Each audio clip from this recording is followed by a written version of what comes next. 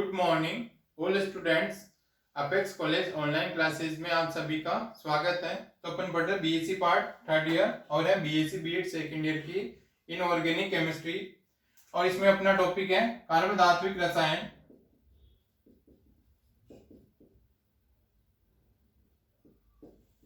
कार्बधात्विक रसायन या organometallic chemistry. और इसमें अपना चैप्टर चल रहा है टिन के कार्बधात्विक यौगिक। टिन के कार्बधात्विक यौगिक है और जिसमें अपन लोगों को पढ़ना है इसकी स्ट्रक्चर क्या है, संरचना।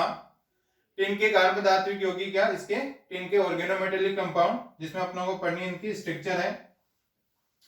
तो इनकी स्ट्रक्चर होगी जैसे ये दे रखा है, तो इसकी स्ट्रक्चर कैसे होगी, जैसे ये टिन का ऑर्गेनोमेटेलिक कंपाउंड है तो ये क्या ट्राइमेथिल टिन क्लोराइड है। तो इसकी स्ट्रक्चर इस टाइप से हो जाएगी।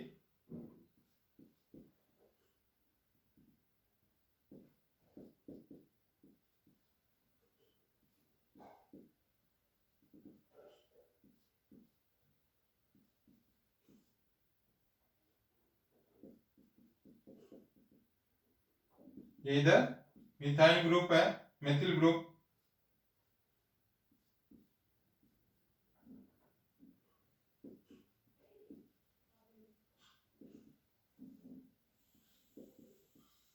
इस प्रकार ये इसकी स्ट्रक्चर हो जाएगी, जैसे ये दे रखा है इसका, इस प्रकार से इसकी स्ट्रक्चर होती है। अब नेक्स्ट आती है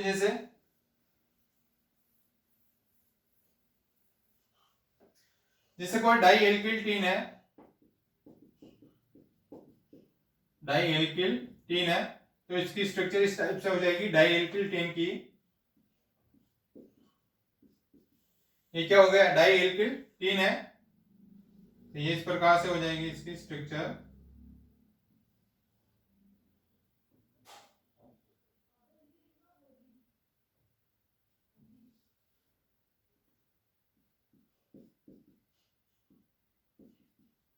तो इस प्रकार से इसकी स्ट्रक्चर हो जाएगी डायमंड के रूप में।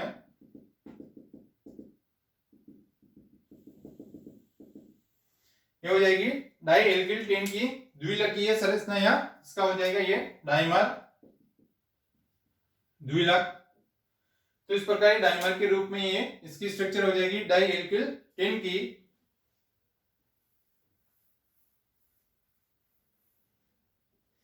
यदि इसमें ये कंपाउंड है जैसे डाइफेनिल टीन ये है तो इसकी स्ट्रक्चर कैसे होगी, तो इसकी स्ट्रक्चर ऐसे होगी जैसे ऐसा है।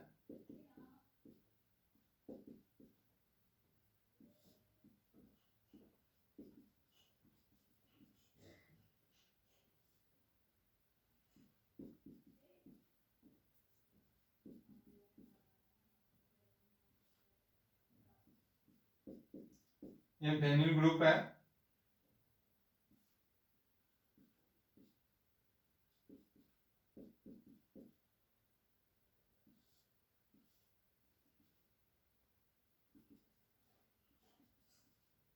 तो इसकी स्ट्रक्चर इस टाइप से होती है, डाइफेनिल टिन की स्ट्रक्चर इस टाइप से हो जाएगी। ये हेक्सा है तो ये इस प्रकार की इसकी स्ट्रक्चर होती है। ये तो हो गए स्ट्रक्चर। अब नेक्स्ट आता है इनके टिन के कार्बधात्विक यौगिकों के उपयोग है। तो क्या क्या इनके उपयोग है, इनके यूज क्या है टिन के ऑर्गेनोमेटेलिक कंपाउंड के, जैसे अपन बनाते हैं एथिलीन से पॉलीएथिलीन, एथिलीन से पॉलीएथिलीन प्राप्त करने की बहुलकीकरण विधि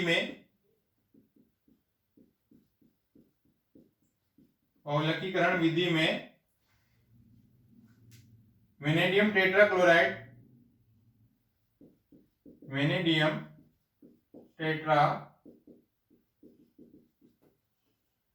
क्लोराइड व टेट्रा ब्यूटिलीन टिन को उत्प्रेरक के रूप में इसका उपयोग किया जाता है। इन्हीं क्या करते हैं, जैसे एथिलीन से पॉलीएथीन प्राप्त करने के लिए जो इसका पॉलीमराइजेशन मेथड होता है, उसमें वेनेडियम टेट्राक्लोराइड और टेट्राब्यूटिलीन टीन है, तो इसका उपयोग अपन कैटेलिस्ट के रूप में इसका यूज करते हैं। कब करेंगे, जब एथिलीन से इसका एथिलीन का पॉलीमराइजेशन करवाएंगे तो क्या बनता है, पॉलीएथिलीन। तो ये वेनेडियम टेट्राक्लोराइड और टेट्राब्यूटिलीन टीन का उपयोग इसमें कैटेलिस्ट के रूप में करते हैं, तब जाके इसमें इसका पॉलीमराइजेशन हो जाएगा। अब नेक्स्ट इसका यूज आता है, जैसे 20 ट्राई ब्यूटिल ऑक्साइड का उपयोग कागज की मिलों में किया जाता है।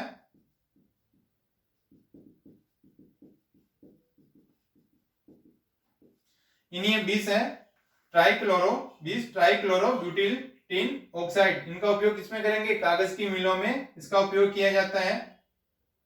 और जैसे समुद्री जल को दुर्गंध मुक्त करने में ये लेंगे कार्बोटीन यौगिकों का उपयोग करते हैं। यानी जैसे समुद्री जल में क्या होता है, दुर्गंध से मुक्त करने के लिए इसमें किसका यूज करेंगे, कार्बोटीन कंपाउंड का इसमें यूज करते हैं, जिससे उसकी दुर्गंध या स्मेल दूर हो जाती है। और लकड़ी के परिरक्षण में भी इसका उपयोग किया जाता है, यानी लकड़ी के परिरक्षण में भी इसका उपयोग किया जाता है। और पीवीसी पॉलीवाइनिल क्लोराइड के स्थायीकरण में भी इसका उपयोग किया जाता है, यानी पॉलीविनाइल क्लोराइड या पॉलीवाइनिल क्लोराइड के स्थायीकरण में भी इस टिन के ऑर्गेनोमेटेलिक कंपाउंड का यूज किया जाता है। और खेतों में कीटनाशी के रूप में भी इसका उपयोग किया जाता है, यानी इसका उपयोग इंसेक्टिसाइड के रूप में भी इसका उपयोग किया जाता है। ये हो गया टिन के कार्बधात्विक यौगिक। अब नेक्स्ट आता है टाइटेनियम के कार्बधात्विक यौगिक।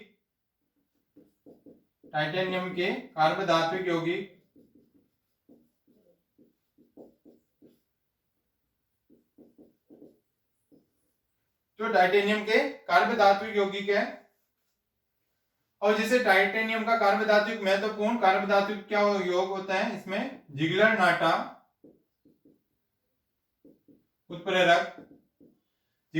उत्प्रेरक के रूप में इसमें टाइटेनियम का ऑर्गेनोमेटेलिक कंपाउंड यूज में करते हैं। तो ये हो जाएगा C2H5, यानी try alkyl aluminium plus titanium tetrachloride का ये मिश्रण होता है। यानी जिगलर नाटा क्या होता है, जिगलर नाटा कैटेलिस्ट, ये हो जाएगा try ethyl aluminium plus titanium tetrachloride के मिश्रण को बोलेंगे जिगलर नाटा उत्प्रेरक। इसका उपयोग अपन इसका टाइटेनियम का कार्बधात्विक का उपयोग इसमें कर सकते हैं, जिगलर नाटा कैटेलिस्ट के अंदर इसका यूज किया जाता है। और इस उत्प्रेरक को सबसे पहले जिगलर और नाटा दो नाम के साइंटिस्ट ने बनाया था, इसलिए इसको बोलते हैं जिगलर नाटा उत्प्रेरक। अब आता है इनके preparation method.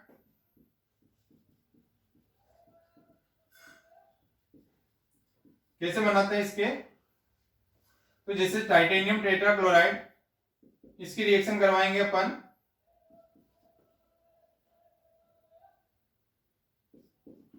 Die alkyl aluminium chloride, यानी टाइटेनियम टेट्राक्लोराइड की रिएक्शन अपन करवाएंगे डाई एल्किल या डाई मेथिल एल्यूमिनियम क्लोराइड की रिएक्शन अपन करवाएंगे इसके साथ, तो ये बनेगा CH3,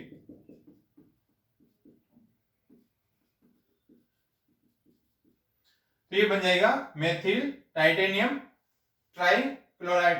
ये इसका क्या हो गया, ऑर्गेनोमेटेलिक कंपाउंड, यानी कार्बन के साथ में मेटल हो गया, तो कार्बधात्विक यौगिक हो गया, तो इसका नाम क्या रहेगा, मेथिल टाइटेनियम ट्राइक्लोराइड।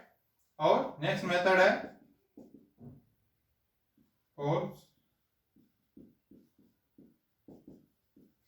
यानी टाइटेनियम टेट्राक्लोराइड, टाइटेनियम टेट्राक्लोराइड की रिएक्शन अपन करवाएंगे मेथिल लिथियम के साथ। तो मेथिल लिथियम के साथ करवाएंगे तो ये बनेगा CH3 का और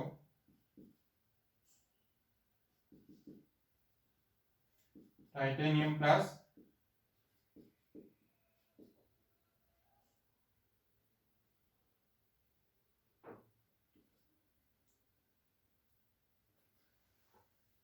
तो यानी यदि इसकी रिएक्शन अपन इसके साथ करवाएंगे टाइटेनियम टेट्राक्लोराइड की रिएक्शन अपन करवाएंगे मेथिल लिथियम के साथ और ईथर के प्रेजेंस में करवाएंगे तो ये क्या बन जाएगा टेट्रा मेथिल टाइटेनियम और ये लिथियम क्लोराइड इसमें से बाहर निकल जाएगा तो ये क्या बन जाएगा इसका टाइटेनियम का organometallic compound tetra methyl titanium. इस प्रकार इनको अपन बना सकते हैं।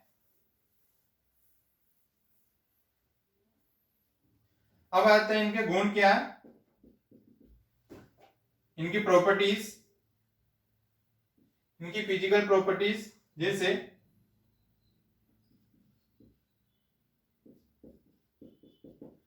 ये क्या है टेट्रा मेथिल टाइटेनियम है, ये यौगिक क्या होता है यौगिक -20 डिग्री सेंटीग्रेड से कम ताप पर क्या होता है स्थायी होता है,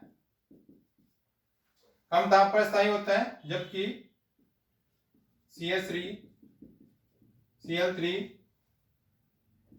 C6 और टाइटेनियम और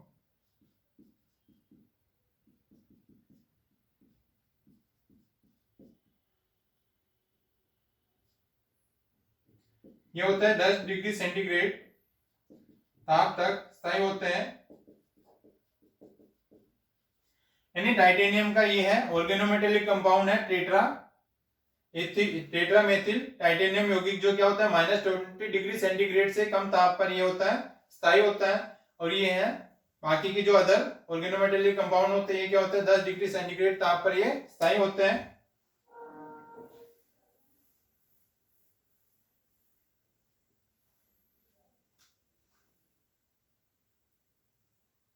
और इसका यूज करते हैं, इसका उपयोग क्या है जैसे C10 S10 और टाइटेनियम, यानी इसका उपयोग करते हैं यौगिक नाइट्रोजन का स्थिरीकरण करके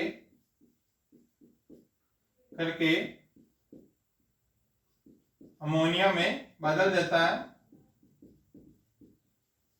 यानी ये नाइट्रोजन का ऑर्गेनोमेटेलिक कंपाउंड है। इस कंपाउंड का उपयोग किसमें करेंगे नाइट्रोजन का फिक्सेशन में या नाइट्रोजन का स्थिरीकरण करके उसको अमोनिया में बदल देते हैं।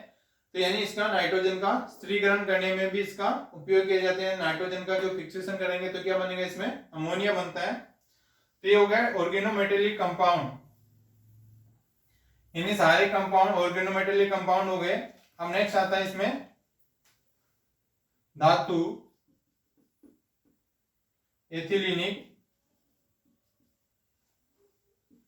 संकुल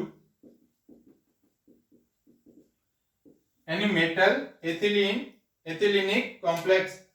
क्या मेटल एथिलीनिक कॉम्प्लेक्स यानी मेटल और एथिलीन के बीच में कॉम्प्लेक्स बनता है। तो यानी धातु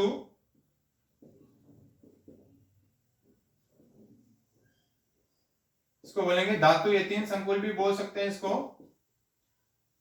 और इसको अपन बोलेंगे जिसेस लवण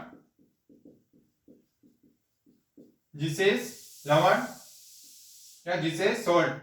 और इसको सबसे पहले किसने बनाया था जिसे ने बनाया। यानी जिसेस सोल्ट और ये किसने बनाया था जिसे ने बनाया, इसलिए इसका नाम क्या हो गया जिसेस लवण।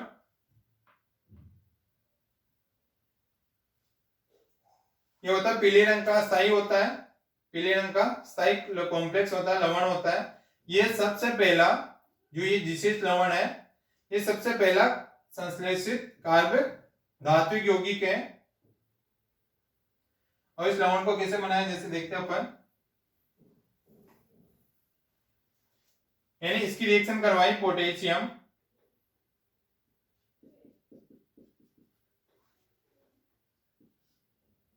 प्लस एथीन के साथ और HCl, यानी ये है पोटेशियम, पोटेशियम टेट्राक्लोरो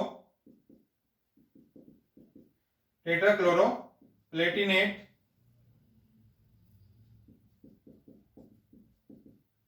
सेकंड, यानी ये क्या है, पोटेशियम टेट्राक्लोरो प्लेटिनेट सेकंड की रिएक्शन अपन एथीन के साथ करवाएंगे तो ये क्या हो गया, धातु हो गया, मेटल हो गया, ये मेटल हो गया। तो पोटेशियम टेट्राक्लोरो एथीन प्लेटिनेट सेकंड की रिएक्शन अपन करवाएंगे एथीन के साथ और HCl के प्रेजेंस में इसकी रिएक्शन करवाएंगे। जो सोल्ट बनता है उसको बोलेंगे जिसेस लवण, ये बनेगा Pt2H4Cl, इसको बोलेंगे जिसेस लवण।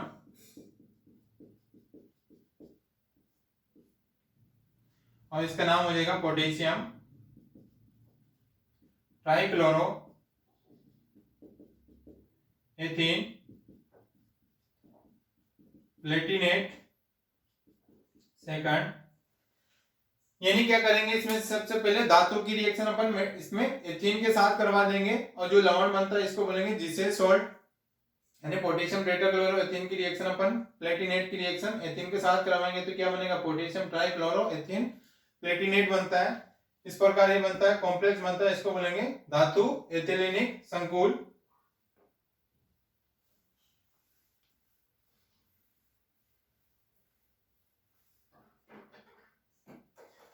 यानी धातु के साथ में एथिलीन की रिएक्शन करवाएंगे तो धातु एथिलीनिक कॉम्प्लेक्स बनता है इसमें। जैसे इसमें देखते हैं, जैसे ये हो गया मेटल है, इस प्रकार से इसमें कॉम्प्लेक्स बनने की प्रवृत्ति होती है।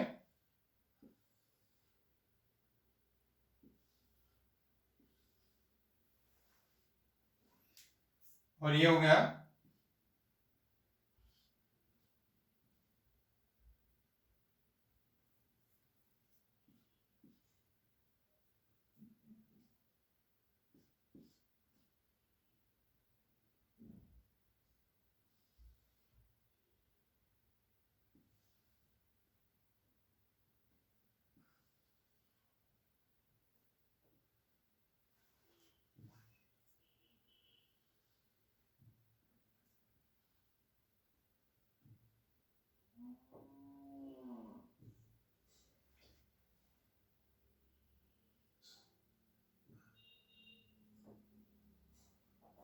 इस प्रकार। ये क्या होता है, पाई बॉन्ड होते हैं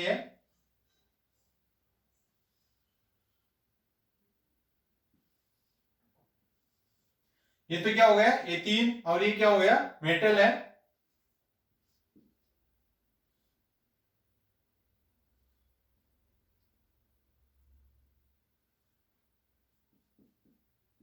ये हाइड्रोजन जुड़े हुए हैं जैसे,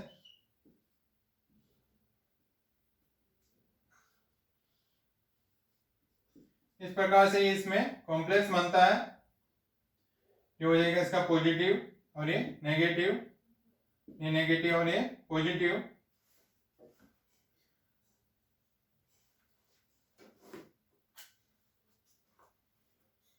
और ये हो जाएगा इसमें पाई बॉन्ड और ये पाई स्टार। ये इसमें होता है सिग्मा बॉन्ड। यानी इसमें क्या होता है, कार्बन धातु की रसायन या धातु एथिलीनिक संकल, ये होता है मेटल। और ये हो गया इसका एथीन के साथ में ये कॉम्प्लेक्स बनता है, जिसमें क्या होता है पाई बॉन्ड भी होता है और इसमें सिग्मा बॉन्ड होता है। तो ये हो जाएगा सिग्मा बॉन्ड और ये हो जाएंगे इसमें पाई बॉन्ड बनता है। ये होता है धातु एथिलीन संकुल। यानी ये यहाँ पे क्या हो जाएगा, इसमें होता है डी पाई और पी पाई बॉन्डिंग होती है, डी पाई और पी पाई बॉन्डिंग होती है। जैसे मेटल है तो यहाँ पे क्या ले लिया अपन ने, प्लेटिनम अभी लिया था, और ये इसका हो जाएगा क्लोरीन और ये क्लोरीन। और ये धातु के भरे हुए कक्षक होते हैं और ये इसके रिक्त कक्षक के साथ में क्या बनाएगा, सिग्मा बॉन्ड बनाएगा, ये सह संयोजक बंध बनाएगा, कोवेलेंट बॉन्ड बनाएगा। इस प्रकार होता है धातु एथिलीन संकुल। अब नेक्स्ट आता है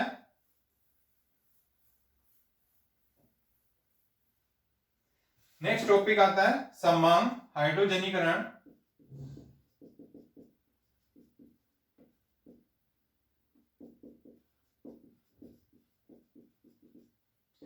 सममांग हाइड्रोजनीकरण या होमोजीनियस हाइड्रोजिनेशन,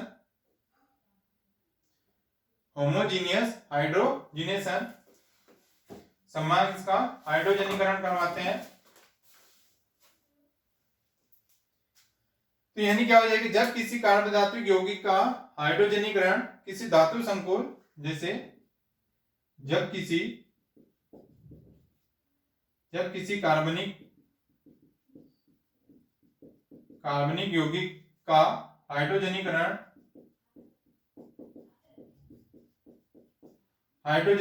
किसी धातु संकुल उत्प्रेरक की विलयन अवस्था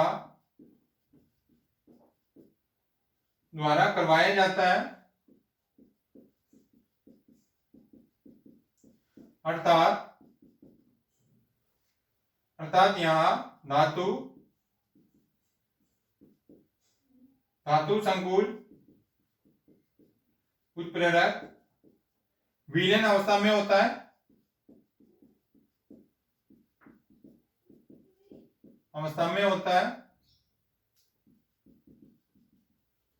इसको बोलेंगे सममांग हाइड्रोजनीकरण। यानी जब किसी कार्बनिक यौगिक या किसी ऑर्गेनो कंपाउंड का, जब किसी कार्बनिक यौगिक का हाइड्रोजनीकरण करवाते हैं तो हाइड्रोजनीकरण किसी धातु संकुल उत्प्रेरक की विलयन अवस्था द्वारा करवाया जाता है। तो यानी किसी धातु संकुल उत्प्रेरक की क्या हो जाएगी, विलयन अवस्था, ये सोल्यूबल रहेगी, सॉल्यूशन, तो विलयन अवस्था द्वारा करवाया जाता है। अर्थात यहाँ होगा जो धातु संकुल उत्प्रेरक क्या होता है, विलयन अवस्था में होता है, इसलिए इसको बोलेंगे होमोजीनियस हाइड्रोजिनेशन। तो ये कैसे करवाएंगे,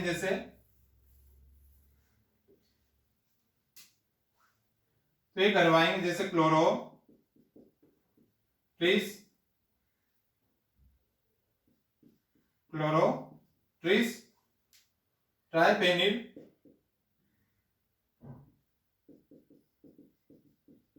ट्राइफेनिल रोडियम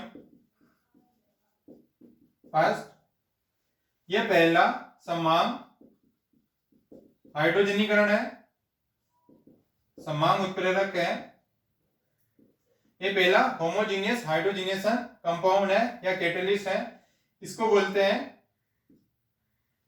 विल्किंसन। इसकी स्ट्रक्चर ये हो जाएगी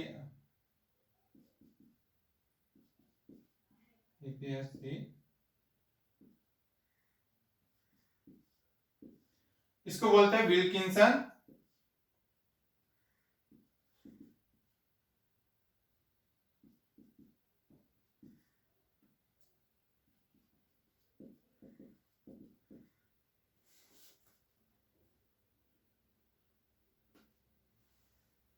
इसको बोलेंगे विल्किंसन।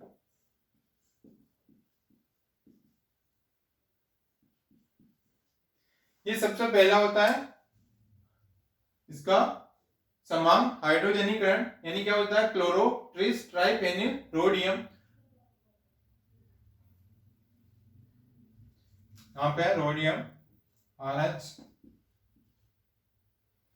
तो इसको बोलेंगे ट्रिस ट्राइफेनिल रोडियम, ये हो जाएगा क्लोरो, और ये ट्रिस ट्राइफेनिल रोडियम है, इसको यानी ये सबसे पहला सममांग उत्प्रेरक है, इसको बोलेंगे विल्किंसन उत्प्रेरक। और इसकी ऑक्सीडेशन स्टेट कितनी होती है, फर्स्ट। और जैसे इसकी स्ट्रक्चर होती है इस प्रकार से, PPS3 हो जाएगा क्लोरीन,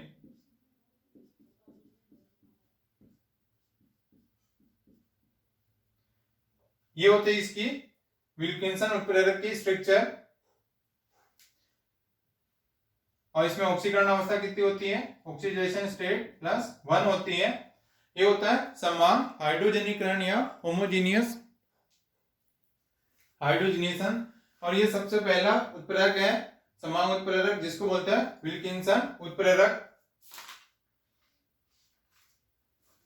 तो जैसे, और ये अपना क्या है, कंप्लीट है समांग हाइड्रोजनेशन। और बाकी का अपन नेक्स्ट क्लास में इनका डिस्कस करेंगे। ओके।